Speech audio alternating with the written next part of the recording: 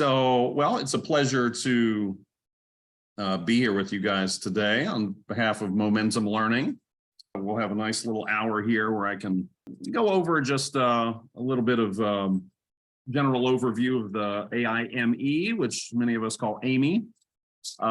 See what that is, if that's something that you're interested in. Maybe you've already, if you're a student or if you're a parent of a student who's already qualified. That's first of all, congratulations. That's a very rare thing to do overall.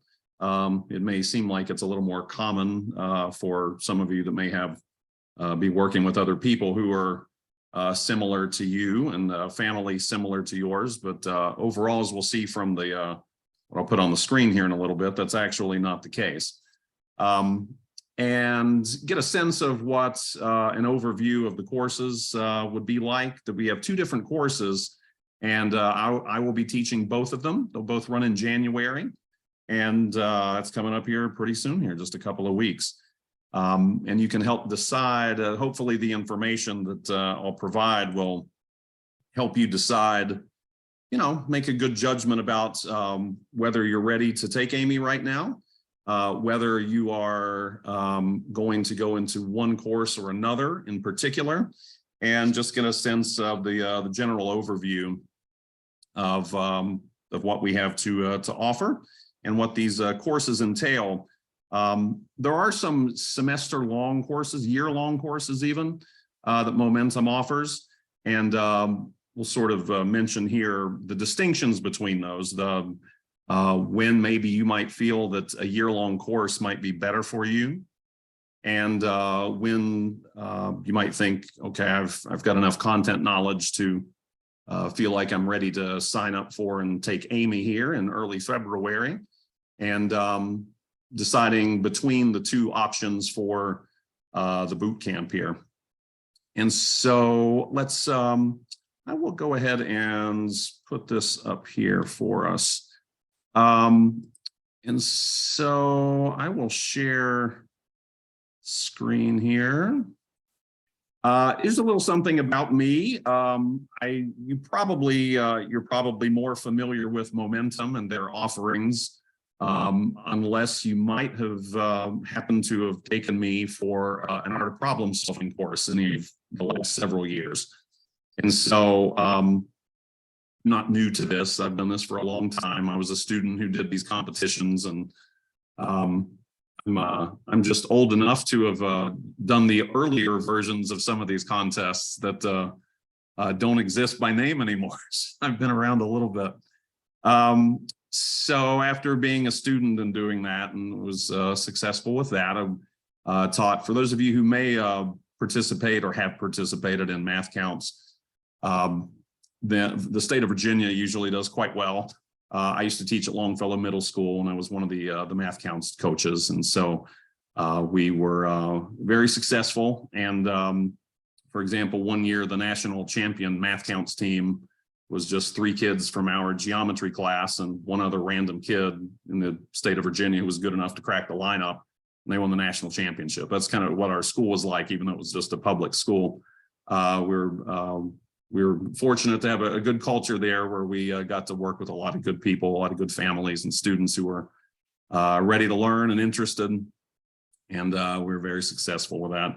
And we had fun, which some people may not think that's the most important thing, but I actually do. You can learn and have fun at the same time. And so that was one of the reasons why they did learn so much, is we tried to make it enjoyable. This isn't meant to be something dreadful or awful or super stressful, even though, people can turn anything into stress. But we want this to be a fun, enjoyable opportunity for you guys.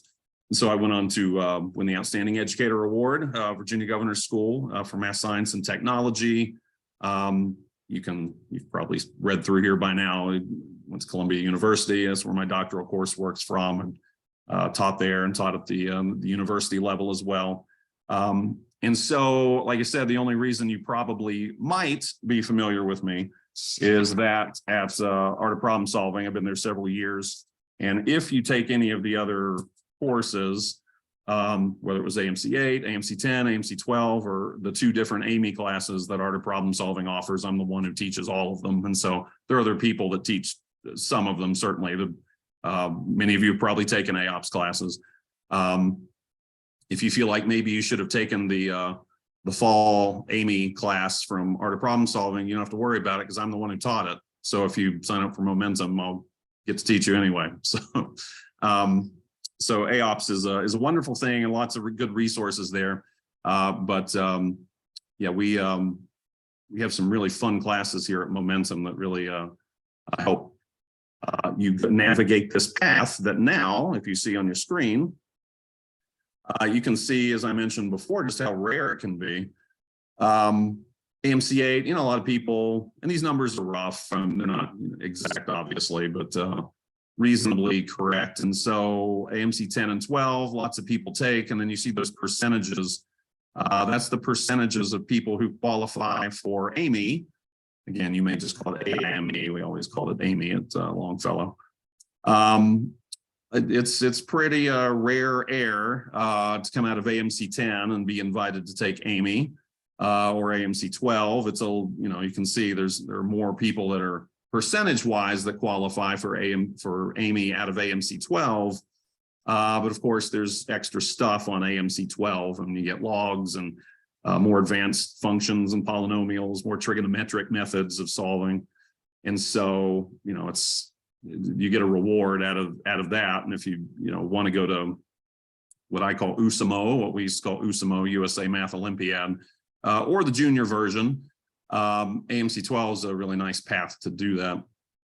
And so it's only about 6,000, maybe 7,000. It depends, but with COVID a couple of years ago, there was a lot of it kind of messed up the numbers a little bit. Obviously, it messed up everything more than just the math competitions. But 6,000 or 7,000 people out of a 6-figure number taking a test as like AMC 10 or 12, which those are challenging enough, and then to have done as well as some people have, and maybe that includes some or even many of you, and again, congratulations for that. You get to that final several thousand people just to make AIME, and again, that's to be invited to that. You should be happy with the just what you've done so far, and also it's a great opportunity to do even more. If you're interested in going farther, you can see the numbers as they get smaller and smaller. Maybe it's more like 230 or 270 for those 250s that are listed for USAMO and junior USAMO. But the Math Olympiads, that level of test, it gets, we're not kidding around with those tests. We'll talk about AIME in a little more depth here. USAMO, 6 questions, 9 hours. I mean, so, those are proof-based tests. And if you come out, they have USAMO cutoffs, just like they have AIME cutoffs. So to qualify, out of USAMO is from your AIME score. You take 10 times your AIME score, which is between 1 and 15, and then add that to your AMC 10 or 12 score, whichever one you took. And usually the cutoffs are in the low 200s, just to be invited to take one of the Math Olympiad tests. And then if you're in the top 50 or 60, you can be invited to the summer program, where from among that group, we'll take 6 for the International Math Olympiad team. And so, whether or not, and it certainly may include some of you, I've certainly had students that qualified for USAMO and junior USAMO, and, that is an even more impressive feat. And students that went past that. And so that's, it doesn't happen much, and it may not include you, it may, but the nice thing is to have fun with this and do your best and then see what happens. Maybe you're at an age where you can try again, and in some cases again and again. And so even just looking ahead and kind of looking at the path and seeing those numbers here, again, even just being at the AIME level is quite impressive here. I don't think I'm the one breaking the news to you, but yesterday, these are the AIME cutoffs. from the AMC 10 and 12 tests that were recently given.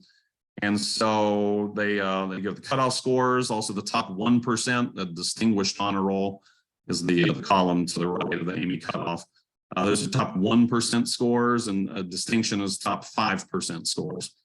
And so if you may have just found out yesterday or even hours ago, and who knows, maybe there's somebody out there that I get to break the good news to. Hopefully it's good news and not bad news. So the AIME cutoffs are there. Again, usually low to mid 90s for AMC 10, low to mid 80s for AMC 12. It's pretty typical. 12 is a harder test. So, and so if you're willing to endure the harder test, it might, again, it's just at least as hard to get that 85 on AMC 12A as the 93 on 10A, you know, an extra question or two. And so from that, they'll take a higher percentage of students. Again, AMC 12, 5% of the students qualify. The AIME is, as you can see there, February 7th. So a little less than two, was it about 7.5 weeks, something like that, less than 2 months. It's a 4-hour block. It's not a 4-hour test, a 3-hour test, but unlike the old days when it was 2.5 hours, but it's been 3 for quite a while. And unlike AMC 10 and unlike AMC 12, you can only take one AIME per year. And so you can mix and match, as you may know. You can take an AMC 10 and an AMC 12 in the same contest cycle, one day and then 6 days later or whatever. You can take 2 10s, you can take 2 12s, but you take, which most people take AIME 1. And then if there's a reason why you can't, then it's AIME 2, and then those are your options. And so you're by default enrolled into AIME 1 if you qualify based on your AMC 10 or 12 score, which hopefully some of you yesterday or today got the very good news about that. And so those are the cutoffs there for you. And again, those scores, they change year per year. If you go to the Art of Problem Solving site, if you do an internet search for, won't just advertise for Google or something, or DuckDuckGo or whatever you want to use, the historical statistics, which you may well have seen, but if you AMC historical stats or statistics, the word historical is really the key word in AMC that'll pull that up. And you can go back and see the cutoff scores for AIME and for USAMO going back forever. They list them in a nice chronological order and organize that information, including all the information about, what's distinction and distinguished honor roll and those types of awards, what constitutes a 1%, a top 1% or a top 5% score. So this is specific to AIME. If there were, a smaller group, I'd probably ask you to tell me this, and you probably, some of you may know this. If you don't, if this is brand new to you, then fantastic. And if it's a reminder, good. And if it's old news, then it's good to know it and just have it solidly in your mind there. And so in between taking AMC 10 or 12, and maybe, it's not necessarily a bridge to it, it's the path to the next level, but you're certainly not guaranteed to qualify. It's all invite only at this stage, including AIME. 15 questions, 3 hours. So you can do the math, 180 minutes, 180 divided by 15, we got 12, right? Not that you spend exactly 12 minutes per question. It's like, the 25 question, 40-minute AMC 8, where you're not going to spend a minute and a half or so on the first question, and on the second question, you're going to blow through those and try to, without making careless mistakes, which is one of the keys, move towards the middle and even the end of the test with as much time as possible to give yourself a fair shot at answering every question. It gets harder to do with AIME. It gets harder to give all 15 questions a real shot. And so that is, that's a challenge.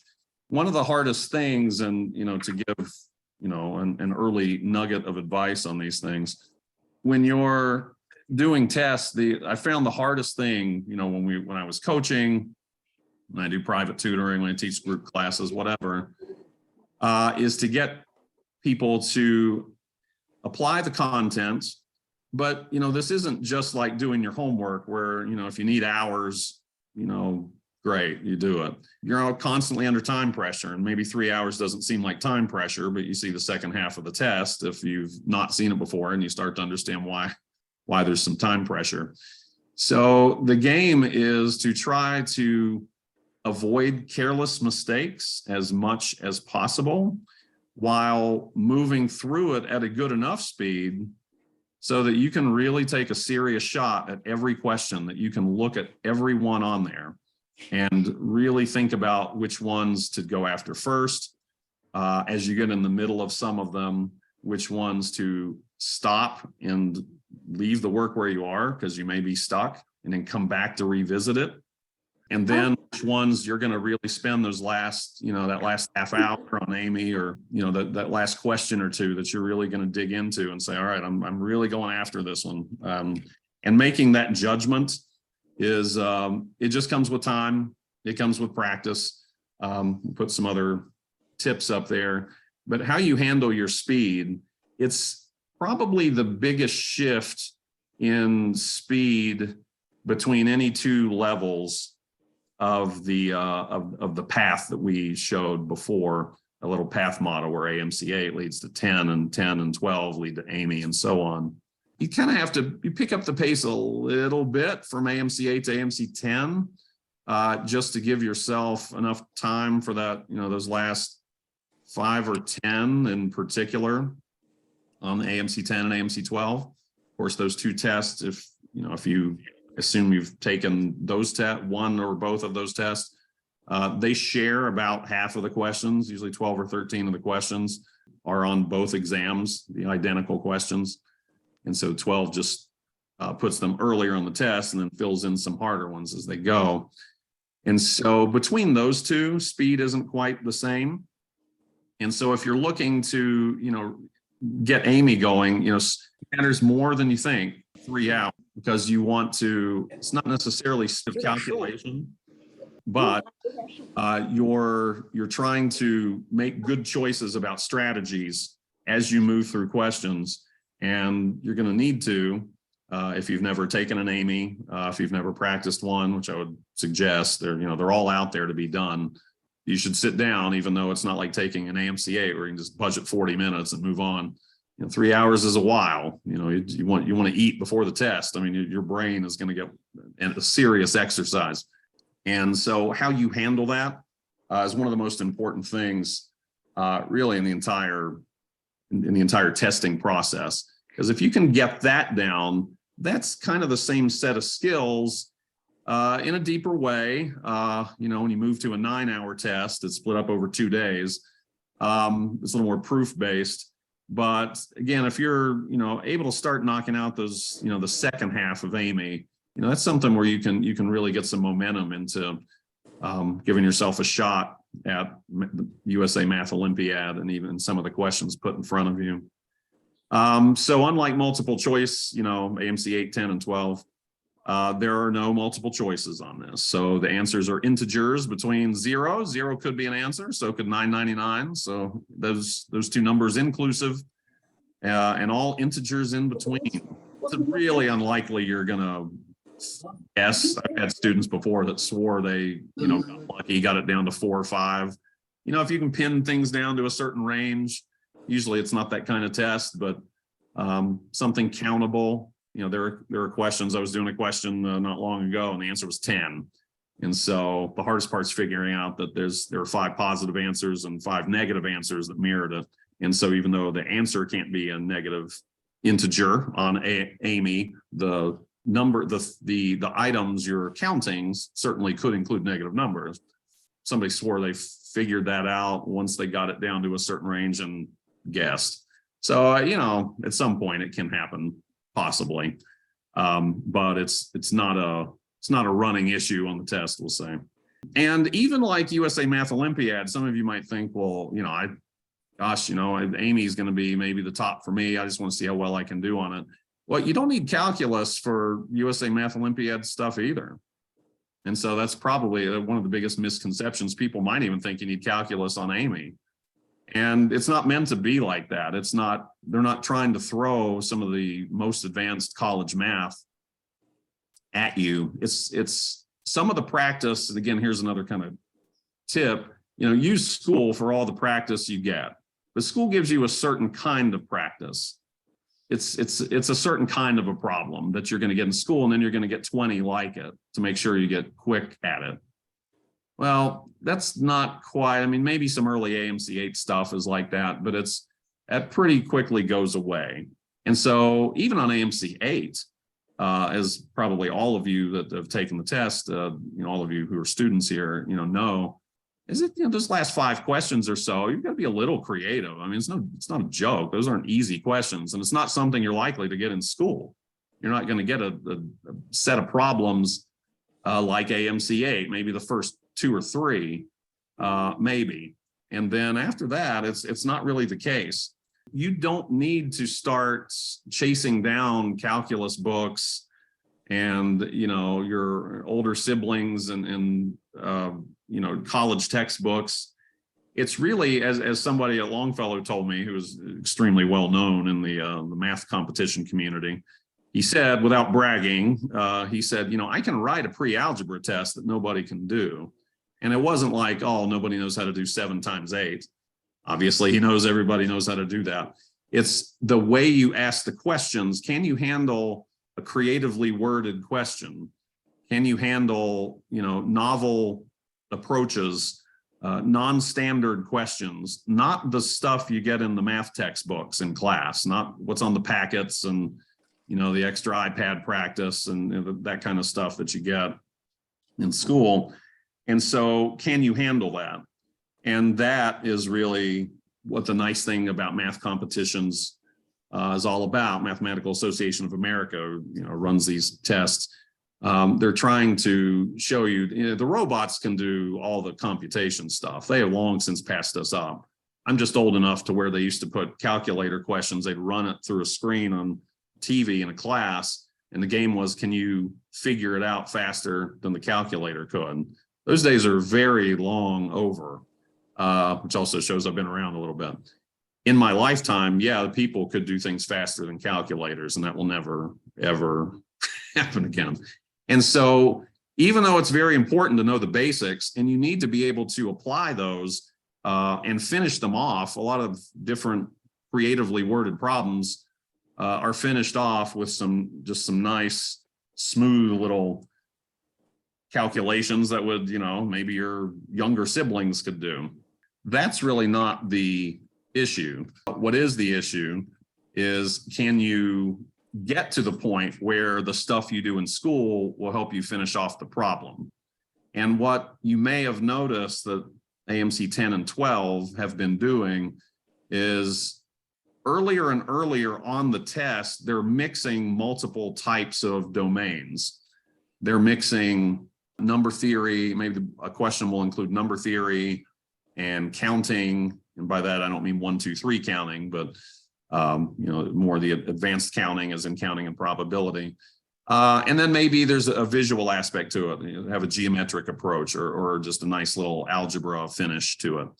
And so if you don't know even one part of that problem, maybe there are 3 little parts to this problem, that the whole problem can fall apart if one of those 3 doesn't go well. And so they are increasingly calling on the interconnection of content knowledge, and not necessarily content knowledge that's super advanced. Like I said, no calculus on this. Every now and then a student will say, I used a derivative and I figured this out, and that's a calculus term. And I don't think I've ever seen a problem, even though here or there is, I acknowledge it, and I teach calculus, and like, well, yeah, you could have done that, but it wasn't the fastest way. So there's never really an advantage to knowing the advanced content. And so if you're going to prepare to the extent that you do it on your own, look for ways of looking for and chasing down and practicing the more creatively worded questions instead of the more standard stuff you get in the school books. Okay. And again, there's the AIME dates there below. And so, I've been talking about this already and how to prepare, those are the kinds of problems, like I said, that I think you should do. And, one of the things I wanted to give you was some free advice, which we've done a lot of here already.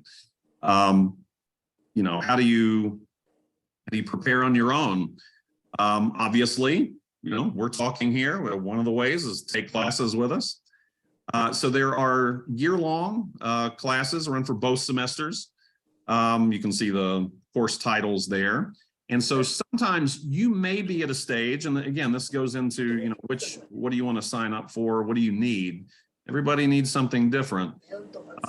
You may need more content knowledge first before you are able or ready to apply it on a difficult problem-solving test. Maybe AIMC 8's fine and you can handle that well. Maybe even AIMC 10 and 12. And even those of you who qualify for AIME, you get to that last half, those last 10 or so questions on either test. I'm not kidding around. I mean, even if you got them right, you usually make you work for it. And there are questions that very, very good students I've had were stumped, at least under the time pressure. You don't get a ton of time on those. And so you have to be intellectually flexible. And by that, I mean, be ready for different paths. That's what a lot of the practice problems are meant to do, because maybe you see something in a drawing on a particular problem, and that's the pathway through. Maybe it's there's some nice move with something recursive or something that telescopes, and you have all these numbers and they collapse down, and suddenly you just have a few. Those are beautiful problems when they work out that way, work out nicely. It's frustrating when you think that's going to work and it doesn't, but that's the whole point. You have to be flexible enough to try different things. And when you do, sometimes they don't work. That happens to me too. I sit down and just take an AIME test, just play around with it. And sometimes the first test, I'm like, oh, I thought that would be a little more fruitful, but I'm ready with something else. And so knowing that there's not just one way to do things, that's for the adults that are listening, that's what life is all about, that there's more than one way to do things. Sometimes at work, what has often happened to me is people will say, okay, we don't know how to solve this, but this is important. It needs to be addressed, and you're under some time pressure, and good luck. And for students, that's what being an adult's like. And so sometimes that happens where the math tests are modeling the real world. They just give you something that looks weird, and you didn't see that in the school book. And so, whatever materials you use in math class, where you get your practice problems from, whatever you're tested on, they test some things, but it's not the stuff they usually put in front of you. And no matter how much practice you do, you never see exactly that same problem again. You may not even see that same structure with just the numbers switched out. Sometimes you do on an easier one. But, how you can apply the difficult things you are asked to do under that pressure, that's where you can decide, do I need more content knowledge from a class at Momentum, like 501, 600, 601, 602, where you actually don't know how to do, say, the law of cosines or, whatever. And maybe I need to spend a little more time with this, or I am ready for that, and I want to do a prep course. And so I'd like to select from between intermediate and advanced. And so we're going to do, I'll give you an advanced problem today to kind of see what that's like. You can kind of make your judgments from that, especially if you haven't seen an AIME practice problem or a harder one. Usually the first 3 or so AIME problems are AIMC 12 level. And so, it comes in pretty strong anyway, but if you're well practiced on AIMC 10 and AIMC 12, they're doable. They're not, 15-second problems, but they're ones you can get under your belt. Now, the median score, and since maybe there are so many people, it'd be interesting to hear, and maybe some of you know this, so you can, if it's okay if you know it and you say the answer. What do you think the median score is? Remember, on AIME, it's scored, you could miss them all, or you could get all 15 of them right. So from 0 to 15, what do you think is the median on AIME nationally? You can unmic yourself and guess. 2. Okay, or 2. 5. 4, 5 or something like that. 5 or 6. It's 4 is usually the sometimes the median and the mean, is, if you know, don't exactly match up. They, unless you have a perfectly normal distribution. Yeah, a couple direct messages there. Very good. 4 or 5. It's usually in that range. The average is usually between 4 and 5. The median is usually 4. And so, after those first few, it's no joke. And that's, that 50% did worse than that. Now you can have a whole lot of people in the, but with, bunched around, 2, 3, 4, I can represent a whole lot of the country, but it's no joke. And then there are other contests you can use to practice on. They're all a little different. If any of you have done, Purple Comet or Harvard, MIT one, or Stanford, or different ones, it's always good to see questions, and AIME has their own little flavor, and so I'd recommend starting with AIME, but any practice is good practice.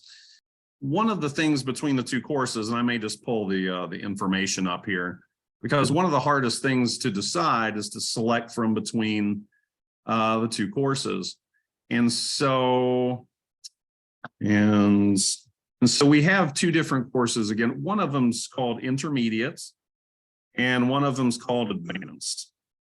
And when you make a decision about the 2, here's the main distinction here. And it's not necessarily as hard of a split as what's on here. Yes and no at the same time. And so the intermediate class they both have homework sessions. They're both online. Weekly homework is assigned for both of them. The homework support is live for the intermediate class. And for the advanced course, they're written in video solutions.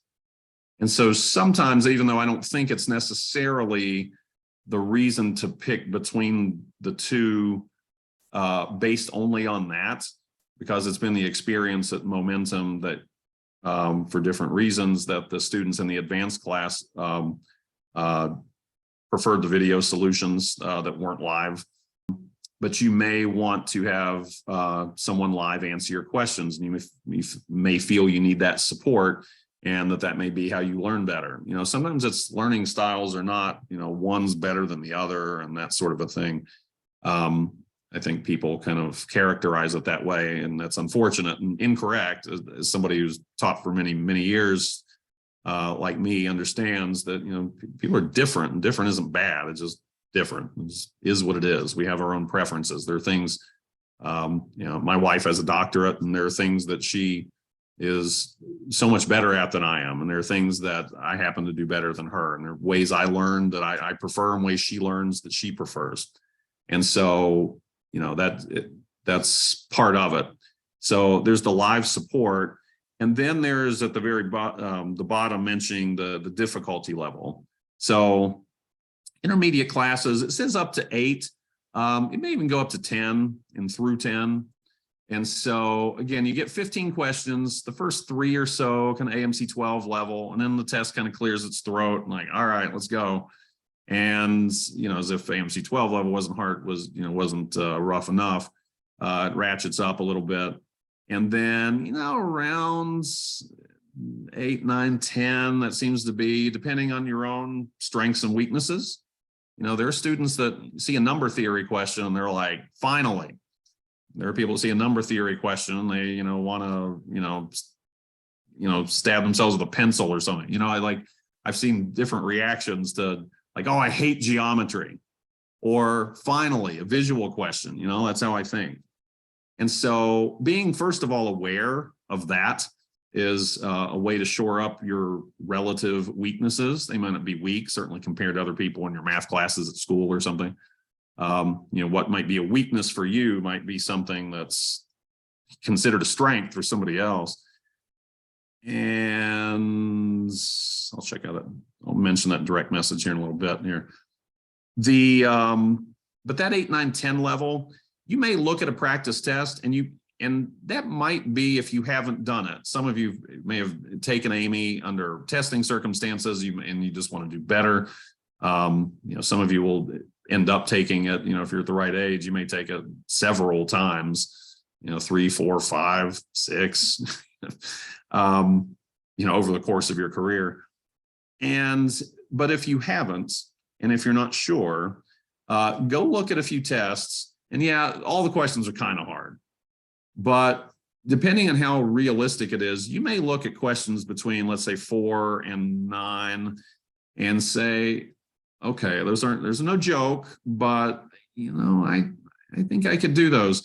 Also, when you look at the tests, give yourself, don't do this for a test that you definitely want to take for practice, maybe the most recent one that's released, but go back and take an earlier one.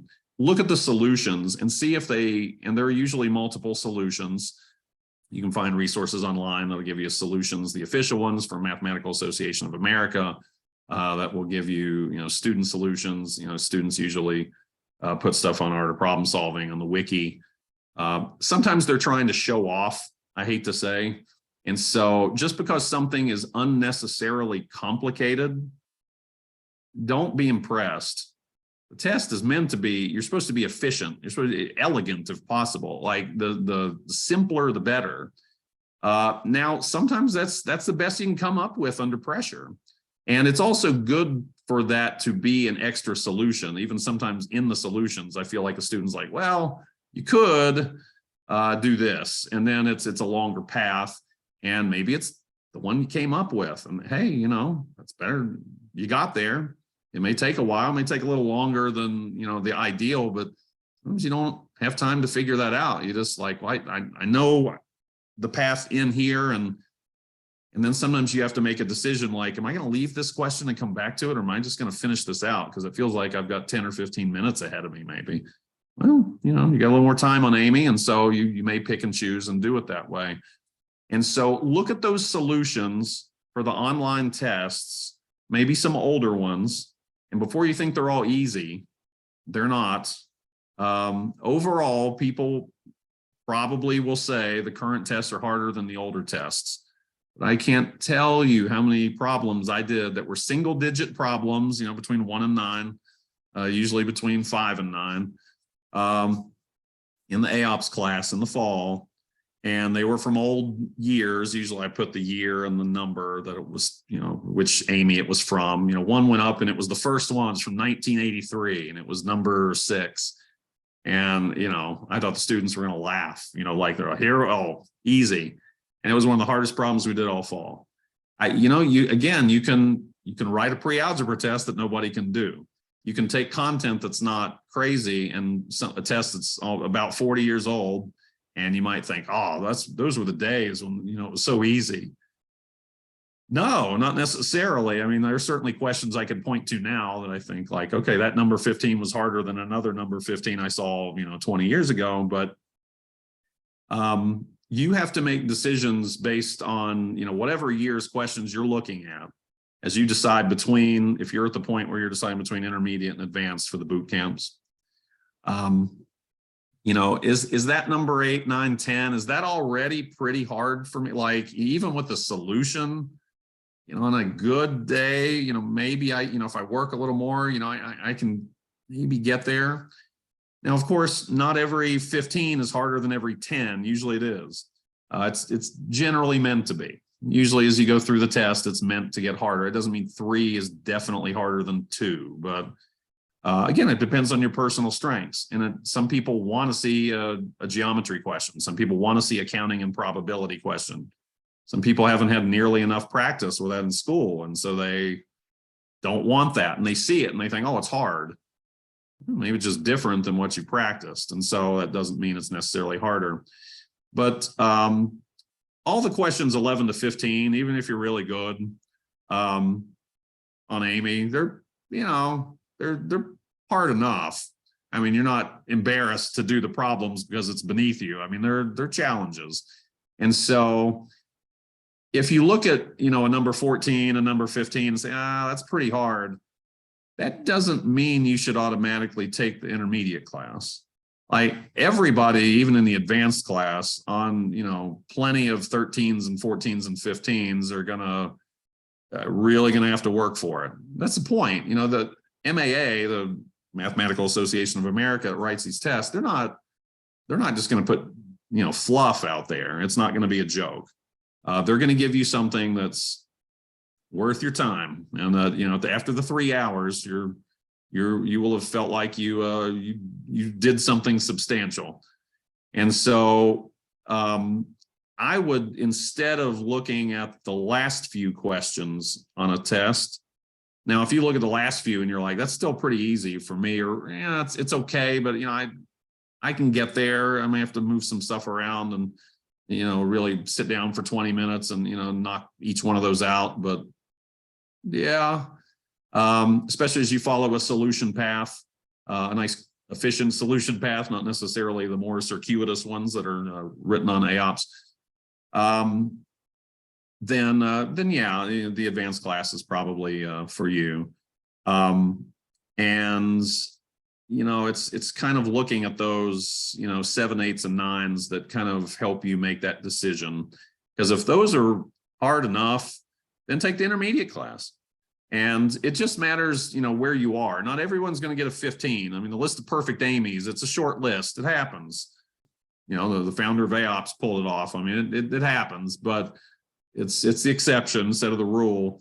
It doesn't mean you shouldn't try to get every question right. I mean, with practice, with our courses, you can budget your time, you can integrate your content knowledge, you can piece together things, apply different strategies at different points, and learn.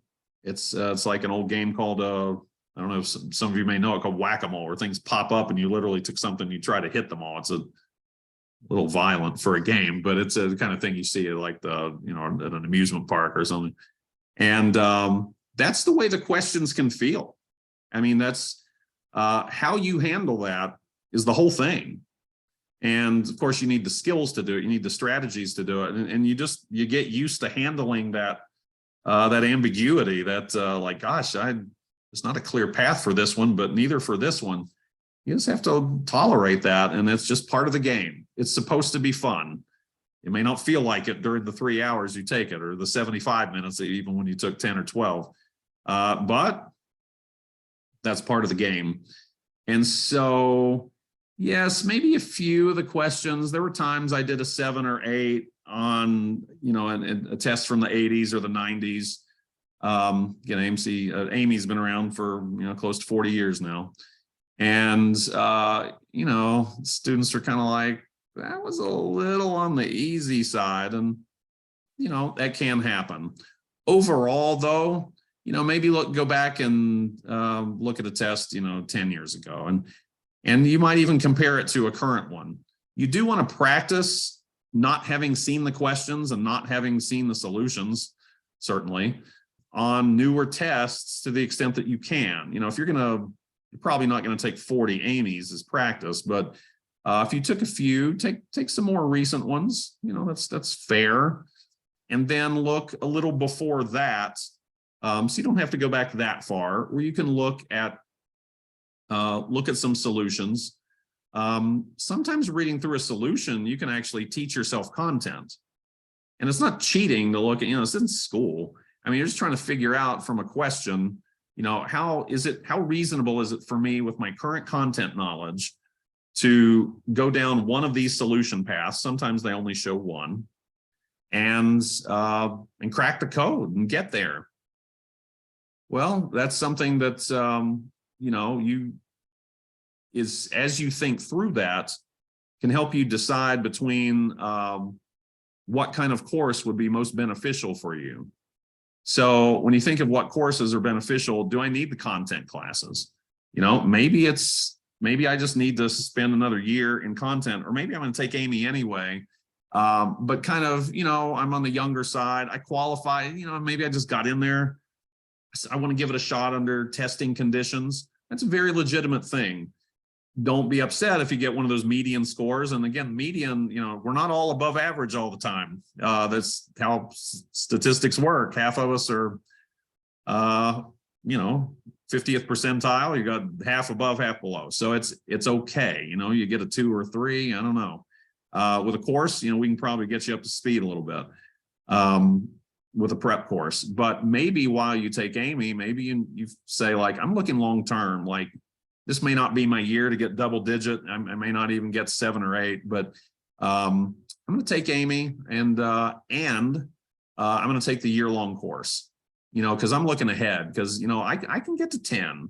You know, maybe I'll be one of those perfect AIMEs. You know, it may take me a couple of years, and it's fine. There's a lot to learn. You know, one of the number 15s that I just did the other day on the same problem, and it may not even be theorems you're familiar with, but we use Sevas, we use Stewart's, and then we use Heron's to finish it off, which you probably heard, but you have to use one of the sides was a square root, and had to use a factored form. It was an alternate form of it.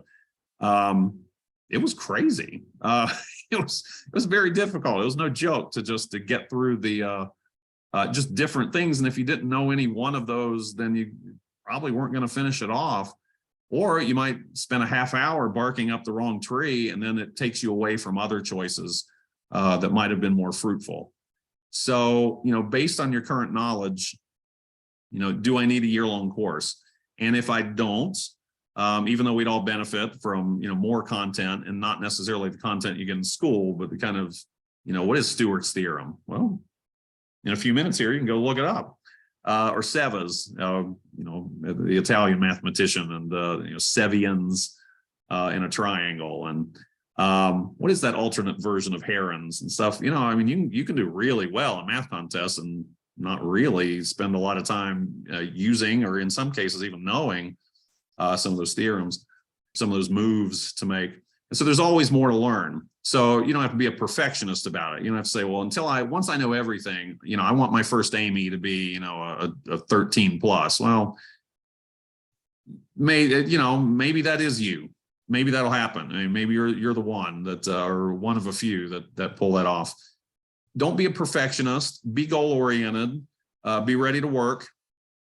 Think what content you want, and maybe you get the content kind of on the side, and you pair that with a prep course. Again, you know, if questions, you know, in that 8, 9, 10 range are already a little hard for you, take the intermediate course.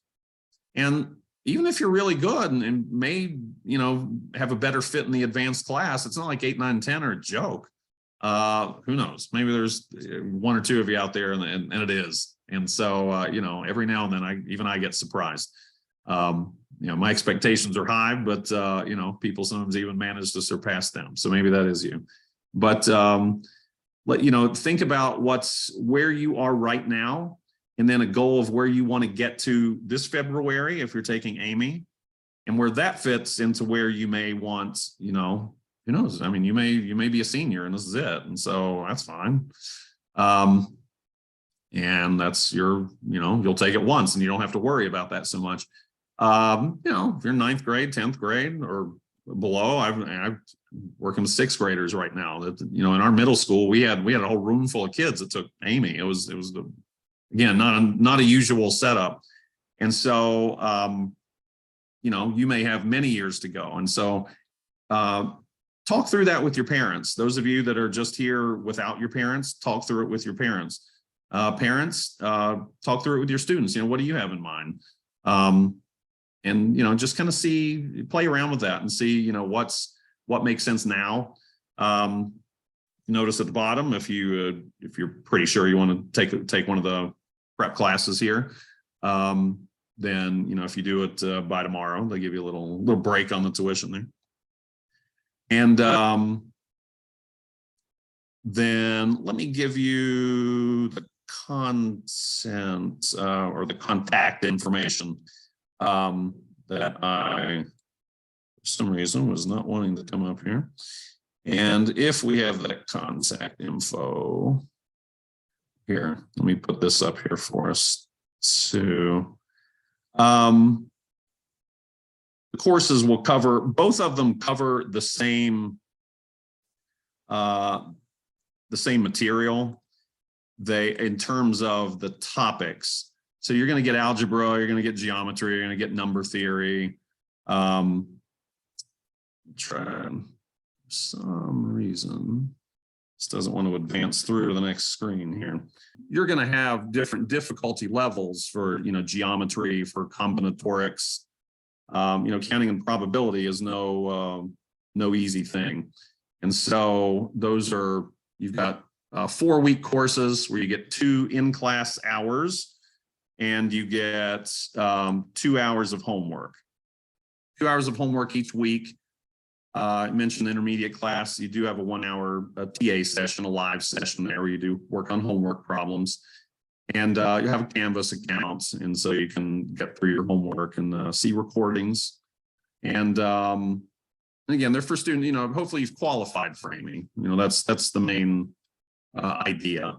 This isn't, if you're looking way ahead, then maybe this isn't quite, where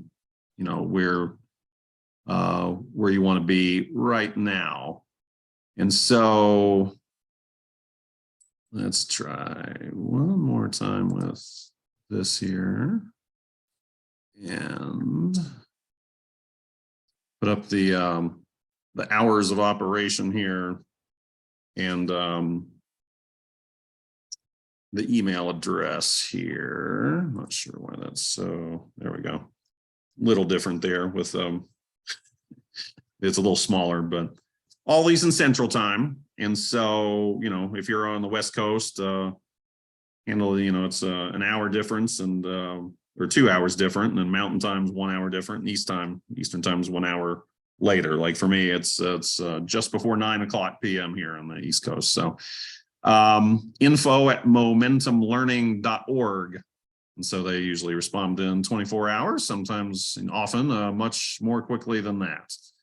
And so greatly appreciate your time and attention, everybody. And again, it's email, and you can contact us at Momentum with all the questions you may have. And you can direct those questions to them. Okay. I thank you very much for your time. I greatly appreciate it. I hope to see you guys later in classes. Okay. Have a great evening. Thank you very much.